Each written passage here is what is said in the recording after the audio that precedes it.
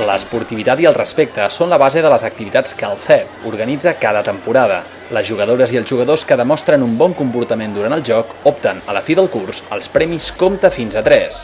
El passat 7 de juny es va celebrar la 17a edició a l'espai Francesca Bonnemaison de Barcelona i va comptar novament amb el suport de l'Institut Barcelona Esports i la gestió del Consell. Hi van assistir prop de 300 persones, entre ells membres de la Junta Directiva del Consell, autoritats del món de l'esport i centenars d'esportistes i entrenadors de diferents clubs i entitats de Barcelona. La companyia Planeta Impro va oferir un any més humor improvisat a partir de notes que els assistents van escriure abans d'entrar a l'auditori. El president del Consell, Jaume Mora, i la comissionada d'Esports de l'Ajuntament, Marta Carranza, també van intervenir per expressar la importància d'una gala dedicada als valors dins l'àmbit de l'esport base.